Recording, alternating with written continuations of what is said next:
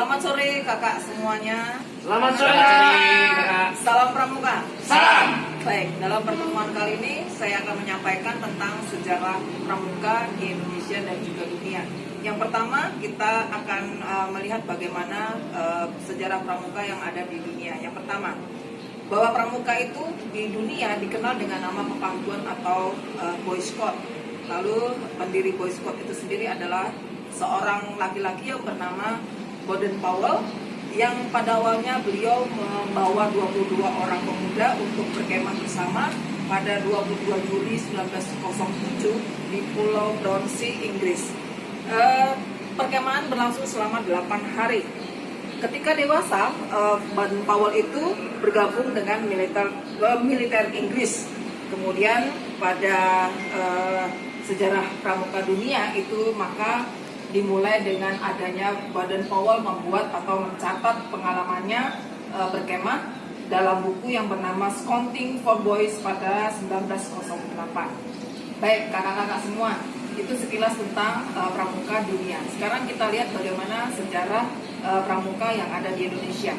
Sebelum kita melihat sejarahnya, kita lihat dulu pengertiannya. Pengertian pramuka artinya adalah organisasi atau gerakan kepanduan yang menjadi wadah proses pendidikan kepramukaan yang dilaksanakan di Indonesia.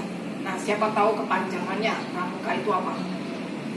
Ya, silakan Kak. Praja Muda Karana. Baik, tepat sekali. Jadi kepanjangannya adalah Praja Muda Karana. Nah, untuk selanjutnya menjadi anggota pramuka itu perlu dilantik terlebih dulu dengan mengucapkan janji yang disebut dengan Satya Pramuka. Selanjutnya, tujuan pramuka adalah yang pertama, yang utama adalah membina kaum muda dalam mencapai potensi spiritual, sosial, intelektual, dan fisik. Lalu sejarah pramuka sekarang terjadi dalam 3 masa, yaitu masa Belanda, penjajahan Belanda, masa penjajahan Jepang, dan masa Indonesia merdeka. Masa penjajahan Belanda, pada masa penjajahan Belanda itu ada Persatuan Pandu-Pandu Hindia Belanda. Kemudian pada tahun 1930 ada Pemuda Sumatera organisasinya.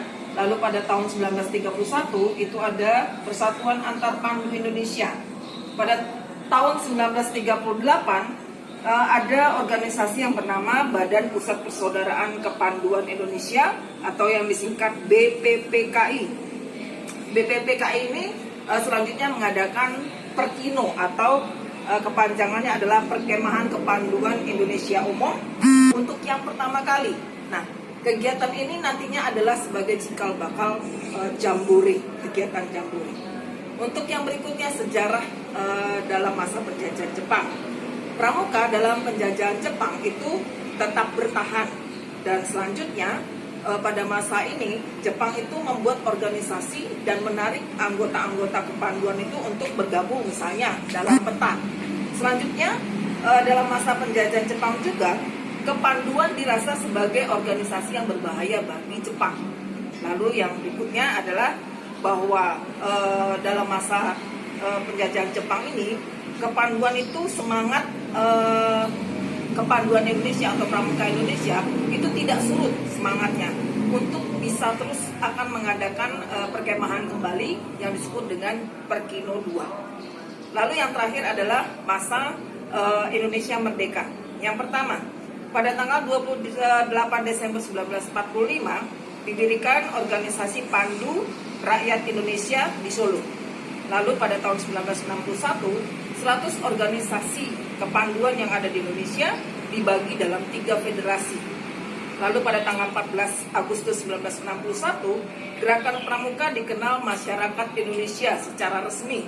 Nah, untuk sampai saat ini, maka tanggal 14 Agustus itu juga dikenal dengan Hari Pramuka. Demikian sejarah pramuka yang ada di dunia dan Indonesia. Terima kasih atas perhatiannya dan semoga materi ini dapat bermanfaat untuk selanjutnya. Lalu kita akan teruskan dengan kegiatan-kegiatan yang lain. Demikian kakak-kakak, selamat sore dan salam pramuka. Salam.